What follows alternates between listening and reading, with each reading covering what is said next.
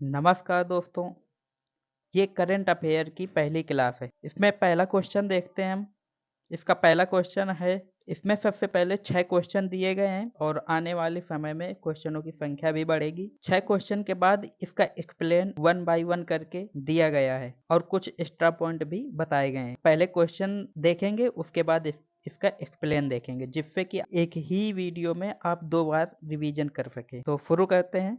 लिखा है, पारंपरिक ज्ञान डिजिटल लाइब्रेरी प्रारंभ करने वाला पहला देश कौन है? इसका पहला ऑप्शन है चीन, दूसरा है संयुक्त राज्य अमेरिका, तीसरा है मॉरिशस, चौथा है भारत।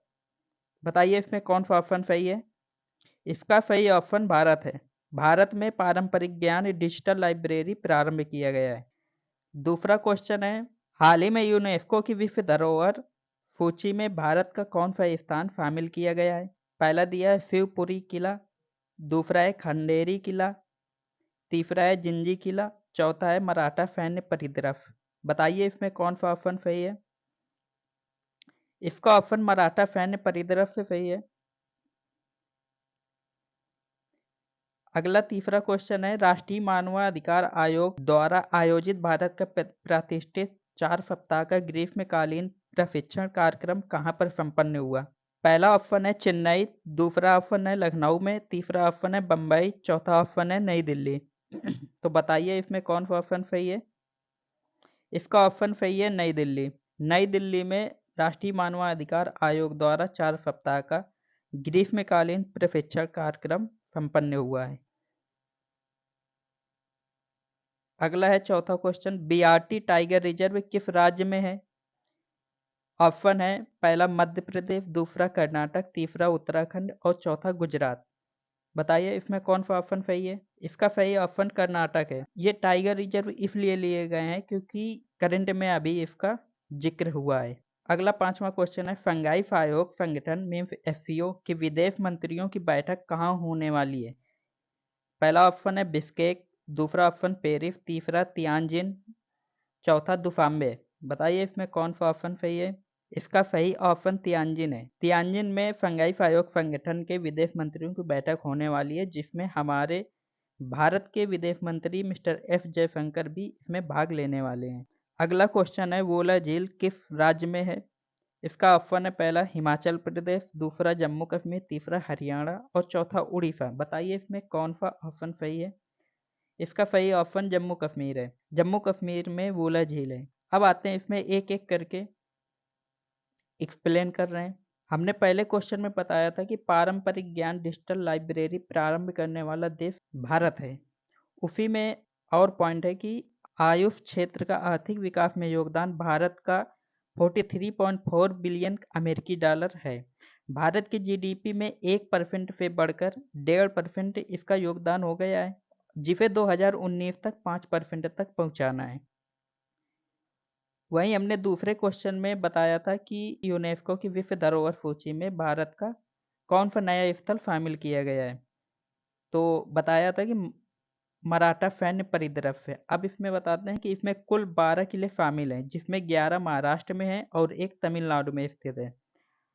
वहीं देख लेते हैं कि पिछले कौन कौन से नंबर शामिल किए गए थे। ये 44वां नंबर का है और वहीं पे 43 नंबर के मोइदम शामिल किया गया था, जो 2024 में किया गया था और ये असम में है। 42वें नंबर का होयसल मंदिर है, ये कर्नाटक में है और इसे 2023 में शामिल किया गया था। 41वें नंबर में शांति निकेतन है, ये पश्चिम बंगाल का है और इसे भी 2023 में शामिल किया गया था। 40वें नंबर का है धौलावीरा, ये गुजरात में है और इसे 2021 में शामिल किया गया था। तीसरे क्वेश्चन में हमने बताया था कि राष्ट्रीय मानवाधिकार आयोग द्वारा आयोजित भारत का प्रतिष्ठित 4 सप्ताह का ग्रीष्मकालीन प्रशिक्षण कार्यक्रम नई दिल्ली में संपन्न हुआ था। अब हम ये जान लेते हैं कि एनएचआरसी के बारे में, नेशनल ह्यूमन राइट कमीशन के बारे में। ये एक्ट 1993 से आया है और ये स्टैट्यूटरी बॉडी है। स्टैट्यूटरी बॉडी मतलब ये वैधानिक निकाय है। यह वह संस्था या संगठन है जिसकी स्थापना संसद या किसी राज्य विधानसभा द्वारा पारित कानून के तहत की जाती है। एनएचआरसी के वर्तमान अध्यक्ष जस्टिस वी राम सुब्रमण्यम हैं और इनसे पहले जो अध्यक्ष थे जस्टिस अरुण कुमार मिश्रा जी थे। इसके आगे जो चौथा क्वेश्चन हमने बताया था, चौथे क्वेश्चन में हमने पूछा था कि बीआरटी टाइगर रिजर्व किस राज्य में है, जिसे हमने बताया था कि कर्नाटक राज्य में है। अब हम ये देखते हैं कि बीआरटी टाइगर रिजर्व मीन्स क्या है। इसका फुल फॉर्म है बिलीगिरी रंगनाथ स्वामी मंदिर टाइगर रिजर्व। अगला है बन्नेरघट्टा जैविक उद्यान, ये भी कर्नाटक में है और इसकी स्थापना राष्ट्रीय उद्यान के रूप में 1974 में किया गया था और इसे 2002 में जैविक उद्यान बना दिया गया। बन्नेरघट्टा जैविक उद्यान से सुवर्णमुखी नदी गुजरती है। अगला है कूनो राष्ट्रीय उद्यान, जो मध्य प्रदेश में है और इससे कूनो नदी गुजरती है।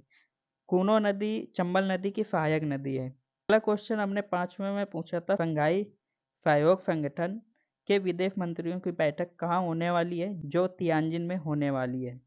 इससे रिलेटेड और भी पॉइंट्स है, जिसमें एससीओ समिट 2025 का होस्ट चीन होने वाला है और इसकी थीम रखी गई है holding the Shanghai spirit, SCO on the move.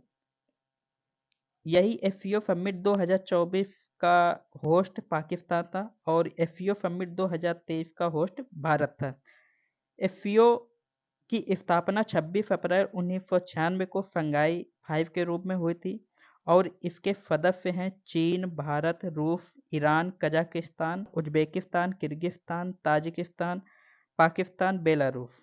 Belarus यह पहले ऑब्जर्वर स्टेट में था, अब इसे सदस्य बना दिया गया है।